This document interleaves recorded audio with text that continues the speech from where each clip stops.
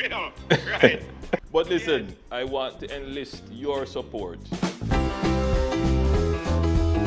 It's Multimasi, bringing you the latest happenings in dancehall and reggae music.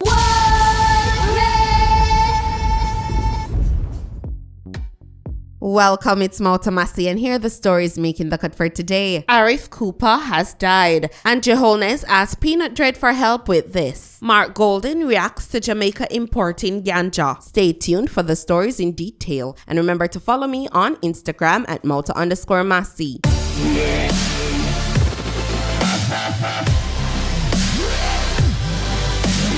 The Prime Minister of Jamaica, Andrew Holness, surprised everybody with this video, with him and Peanut Dread having a conversation. He's asking Peanut Dread for help with crime. He's encouraging Peanut Dread to continue being a positive influence on the youths. But before I play the video, I want to read Andrew Holness's caption on Instagram. It says, Jamaica knows him as Peanut Dread and the conceptualizer of the popular term Radam. But Osborne Ellis has had to overcome his fair share of challenges, including a recent health scare. I caught up with him recently and we shared a great conversation. Here's how it went. The first time I saw the Prime Minister saying Radam, me have to laugh. Man, take bad things, make joke, you know. My name is really Osborne Ellis. I go pop in one morning and they say, just black out like a... I'm drop on a bridge and the bike drop on my leg bone and burst it. Van take me up and carry me go to university and immediately emergency, right? But the doctor say the bone crack up and by take out the splinter them, the bone them, they far from one another, right? Severe broke foot, right? Out of bad comfort good, you know, because I got to the observer, you know, as some me say me get to make this little one room here, you know, friend, right? And when me block it up and everything, upon cardboard me there, you know, me get my own page now and have my own little account. So me couldn't hear before start expand, you understand? I wouldn't mind get some tile, cement, the plumbing work, the electrical work to go on. I wouldn't mind get a little support with them there now. See there, a long way to go.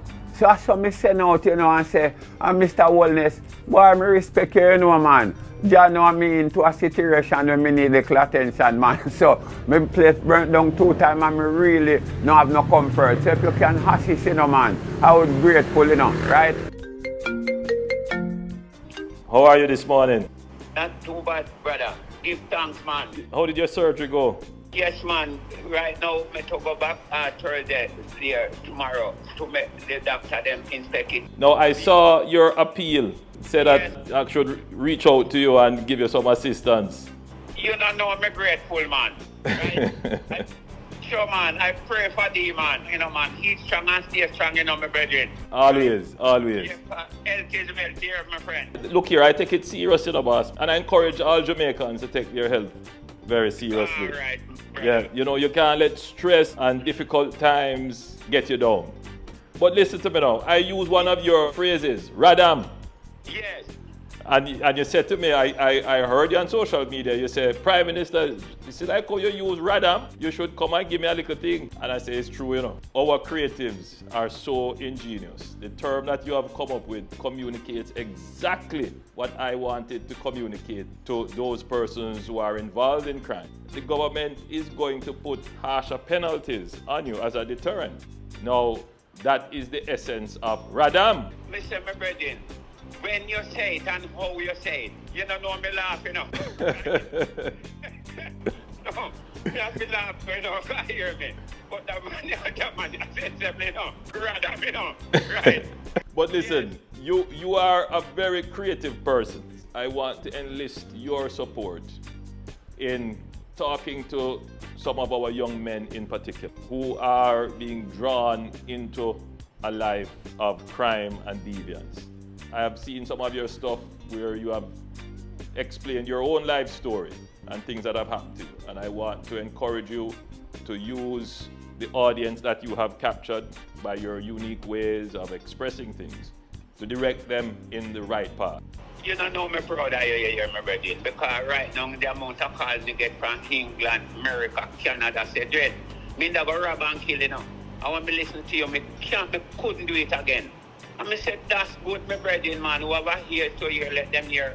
And whoever has to see, let them see. But some still hear the truth and know the truth, and if then they can hard their heart against it. And woe be unto them, you know. Woe be unto them. Yes. But you keep talking positive. You know, make sure that what you are expressing is fit for everyone to consume. Make sure that you are giving always a positive message, and that you are taking care of your health, because ultimately that is your wealth. I saw the situation of your housing as well, and we're going to make some arrangements to assist. Jah guide and keep here, my brother. All right, Osborne, aka My brother, man. Peanut Dread. Thanks, man, to hear your voice here, King, man, and your attention here. All right, bless. Good, good. Cool. PM, I appreciate the towards the attention towards the little building here. Because I really need some comfort, seeing King. Yeah. And I pray for the, the Rastafari guide and keep saying. Massive, I have a subscriber that I need to introduce to you guys. And I'm sure she will prove to be highly beneficial to you, your family, and friends. Her name is Nadia Lewis. She's an immigration lawyer, and she has received some very good reviews. Arif, this. That's yours, babe. Tell them thank you for all the service that they did. Thank you so much, Lewis Law. Thank you, and thank you. As you can tell, he's very happy.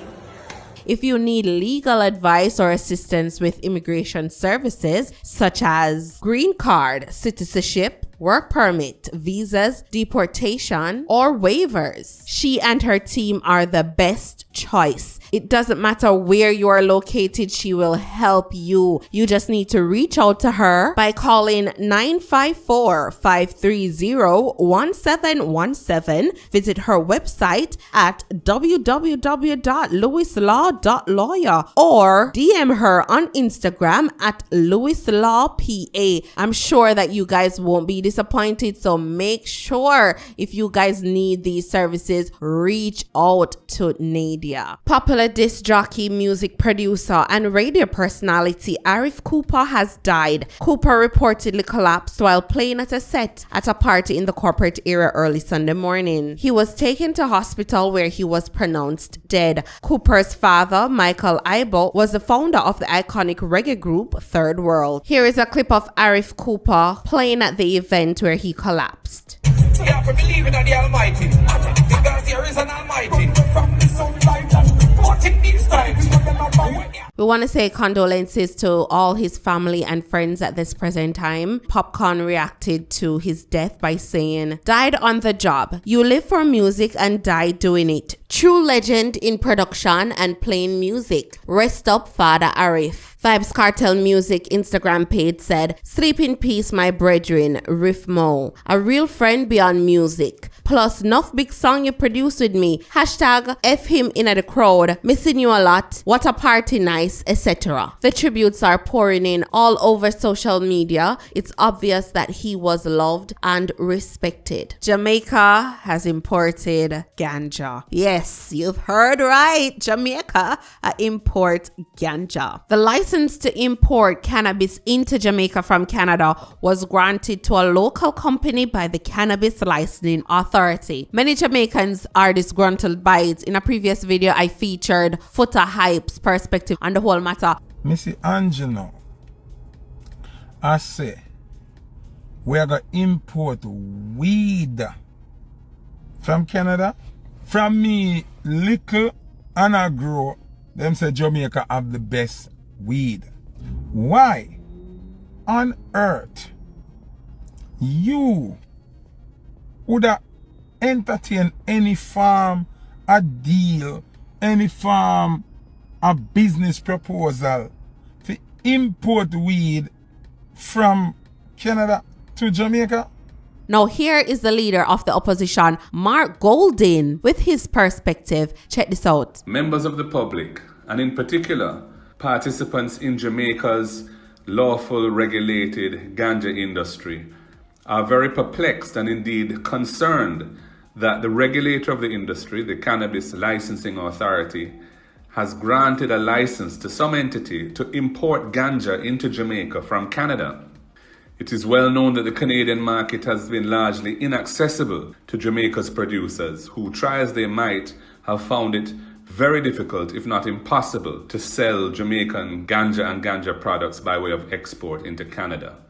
The Cannabis Licensing Authority owes the public an explanation as to exactly what is the thinking behind the grant of such a license, and indeed the minister under whose portfolio this lies, Senator Aubin Hill, or his junior minister Norman Dunn, must come forward and explain why a license would be granted to be importing ganja into Jamaica from Canada.